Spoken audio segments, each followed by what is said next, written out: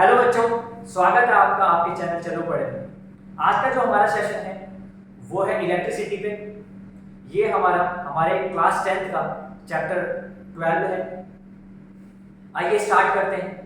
तो सबसे पहले क्या है, हम ये जानेंगे कि इलेक्ट्रिसिटी क्या होती है और इसके क्या यूजेस होते हैं। तो इलेक्ट्रिसिटी क्या होती है, आपको पता है इलेक्ट्रिसिटी क्या है, एक फॉर्म ऑफ एनर्जी है जिसका यूज आजकल हम किस में कर रहे हैं, गैजेट्स में कर रहे हैं, व्हीकल्स में कर रहे हैं, बहुत सारी अलग अलग चीज़ों में। तो आप अपने जो गैजेट्स हैं जैसे कि फोन, स्पीकर्स, ठीक है, इसमें क्या है, इस कौन सी एनर्जी यूज कर रहे हैं, तो इलेक्ट्रिक एनर्जी का यूज आप यहाँ पर कर रहे हैं।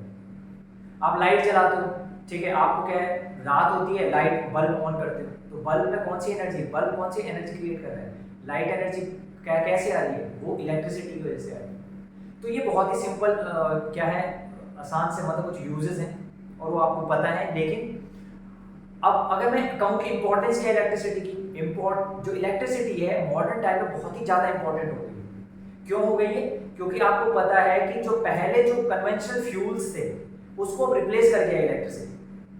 पहले जैसे पेट्रोल डीजल वगैरह यूज होते थे, उसको रिप्लेस करके अब जो न्यू मॉडर्न फ्यूल है वो हमारा इलेक्ट्रिसिटी है।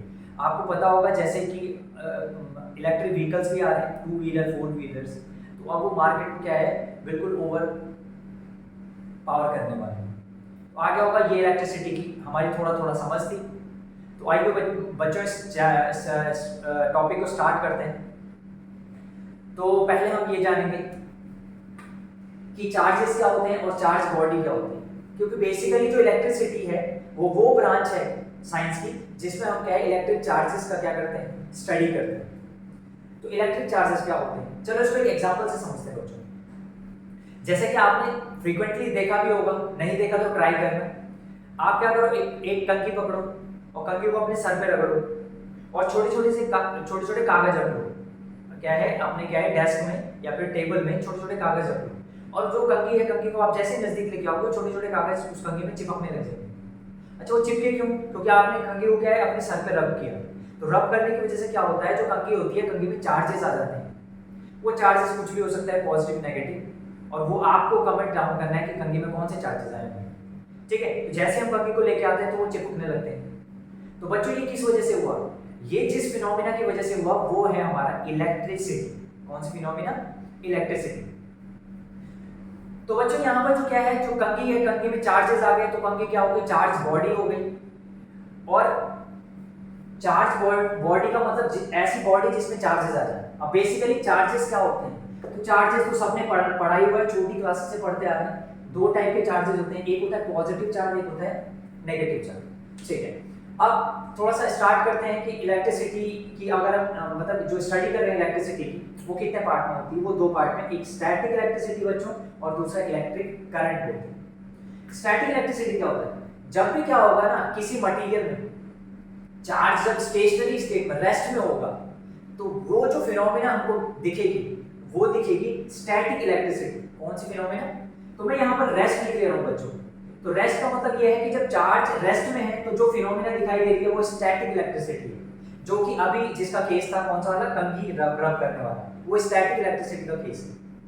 और इलेक्ट्रिक करंट क्या होता है, जब भी चार्ज बच्चों क्या करेगा, चार्ज मूव करेगा, तो हम कहते हैं कि चार्ज किस में आ गया, मोशन में आ गया। और जब भी चार्ज मोशन में आएगा तो वहां पर एक फिनोमिना देखने को मिलेगी, उसको हम इलेक्ट्रिक करंट बोलेंगे। अब ये इलेक्ट्रिक करंट किस में दिखाई देता है और ये स्टैटिक इलेक्ट्रिसिटी किस में दिखाई देता है, तो इसमें मैं मटेरियल भी बता देता हूं। जो हमारे इंसुलेटर्स होते हैं उनमें जो फिनोमिना देखने को मिलती है वो स्टैटिक इलेक्ट्रिसिटी होती है, जबकि जो हमारे कंडक्टर्स होते हैं, कंडक्टर्स जैसे कि वायर, मेटल, जितने भी सारे कंडक्टर्स हैं, उनमें जो फिनोमिना देखने को मिलती है उसको हम इलेक्ट्रिक करंट बोलते हैं।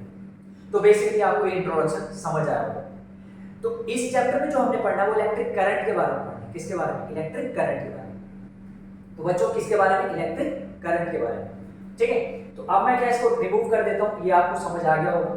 अगर आपको नोट करना है तो इसको स्क्रीनशॉट दे सकते हैं आप। तो अब सबसे पहले हम ये जानेंगे कि जो हमारा क्या होता है, इलेक्ट्रिक करंट होता है वो बेसिकली क्या होता है। इलेक्ट्रिक करंट क्या होता है, तो इलेक्ट्रिक करंट जो होता है वो हम लिखते हैं rate of flow of charges. कि जो चार्जेस क्या कर रहे हैं, फ्लो कर रहे हैं, उनका क्या रेट है। तो मैं इसको इस तरीके से बता देता हूँ। सपोज हमारे पास एक वायर थी, इस वायर को हमने क्या है एक इलेक्ट्रिक सोर्स से कनेक्ट किया। इलेक्ट्रिक करंट तभी प्रोड्यूस होता है, इलेक्ट्रिक करंट तभी फ्लो होता है जब कोई एक क्या होता है, इलेक्ट्रिक सोर्स होता है। और हमारे लिए जो इलेक्ट्रिक सोर्स होता है वो यहाँ पे मैं कह सकता हूँ बैटरी है। क्या है? बैटरी। आपको पता है एक टर्मिनल नेगेटिव होता है तो एक पॉजिटिव होता है, ठीक है। अब क्या होता है बच्चों, क्या होता है जैसे हम किसी इलेक्ट्रिक सोर्स को मतलब कंडक्टर को इलेक्ट्रिक सोर्स से कनेक्ट करते हैं, जो कंडक्टर में प्रेजेंट जो इलेक्ट्रॉन्स चार्जेस हैं वो क्या करने लगते हैं, फ्लो करने लगते हैं। वो चार्जेस क्या करने लगते हैं, फ्लो। और इसी फ्लो को हम इलेक्ट्रिक करंट बोल देते हैं। लेकिन इलेक्ट्रिक करंट की वैल्यू हमने मेजर करनी होती है, तो मेजर कैसे करते हैं, तो मेजर यहां से करते हैं rate of flow of charge. तो rate of flow of charge, charge जो चार्ज है उसको हम Q से डिनोट करते हैं, और रेट का पता होता है अपॉन में टाइम। तो Q बाई टाइम, यानी इसी को हम बोलेंगे rate of flow of charge. कि क्या है, यूनिट टाइम में कितना चार्ज फ्लो करेगा, उसी को हम इलेक्ट्रिक करंट बोलते हैं। तो यहाँ से आपको क्या देखने को मिला, यहाँ से आपको इलेक्ट्रिक करंट की डेफिनेशन समझ आ गई होगी। और करंट को हम I से डिनोट करते हैं, चार्जेस को Q से डिनोट करते हैं, और टाइम को T से डिनोट करते हैं। I is equal to Q by T हो जाता है। अब अगर ऐसे बताऊं मैं, तो चार्ज क्या है, किस रेट से, इस एंड से और इस एंड तक किस रेट से फ्लो कर रहा है, वही हमारा क्या है, इलेक्ट्रिक करंट। मतलब चार्जेस अगर यहां से निकले और यहां तक पहुंचे, ठीक है, तो उसका रेट क्या है, रेट क्या है मतलब एक यूनिट टाइम में कितना क्या है चार्ज फ्लो कर जा रहा है एक एंड से दूसरे एंड तक, उसी को हम इलेक्ट्रिक करंट बोलते हैं। तो बच्चों ये समझ आया होगा आपको, बहुत ही आसान टॉपिक है, कोई ज्यादा टॉपिक टफ है। अब मैं बात करता हूं SI unit of electric current. SI unit of electric current, अच्छा बताओ तो SI unit of electric current क्या होगी। तो अगर हमें एसआई यूनिट निकालनी है इलेक्ट्रिक करंट की, तो उसके लिए हमको चार्ज की एसआई यूनिट पता होनी चाहिए, और चार्ज की जो एसआई यूनिट होती है उसे हम कूलाम लिखते हैं बच्चों।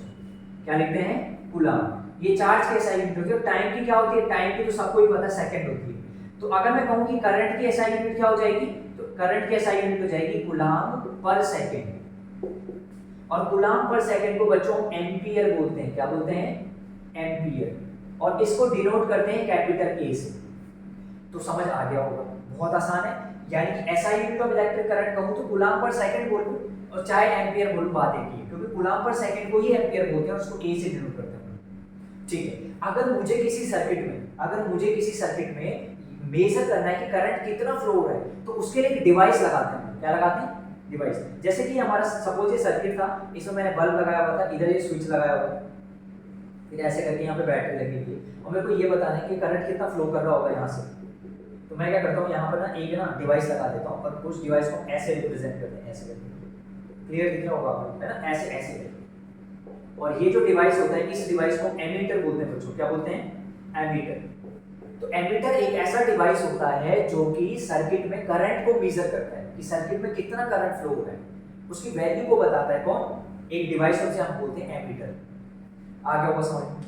इससे रिलेटेड एक और इंपॉर्टेंट पॉइंट है बच्चों, वो क्या है कि एमीटर जो होता है वो हमेशा सीरीज में कनेक्टेड होता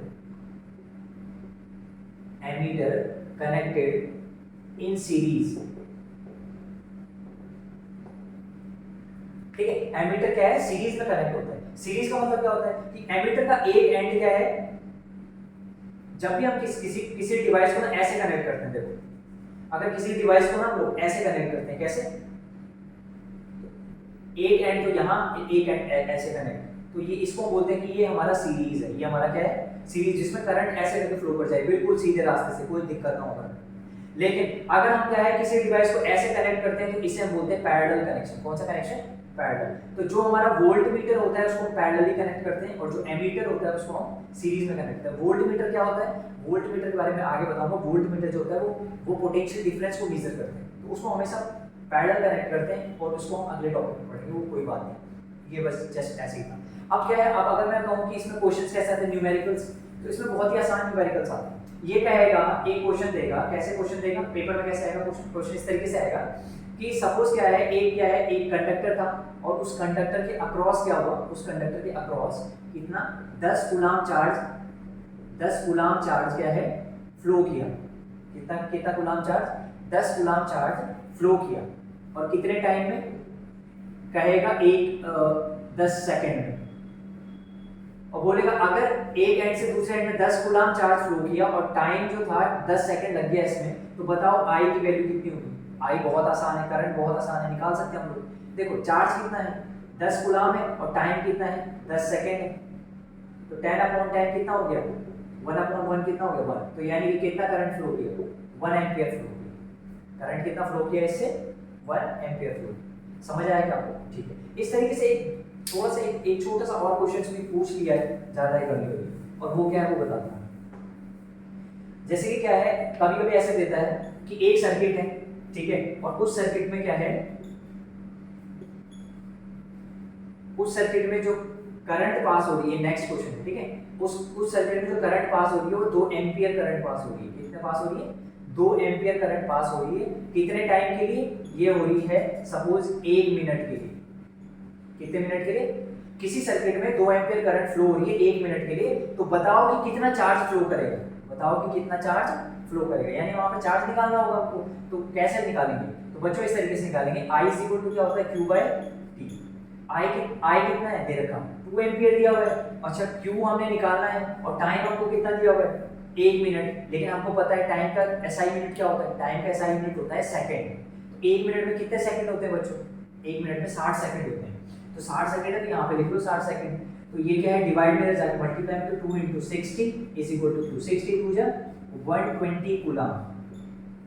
तो कितना चार्ज फ्लो होगा इस सर्किट से, कितना चार्ज फ्लो होगा 120 कूलम।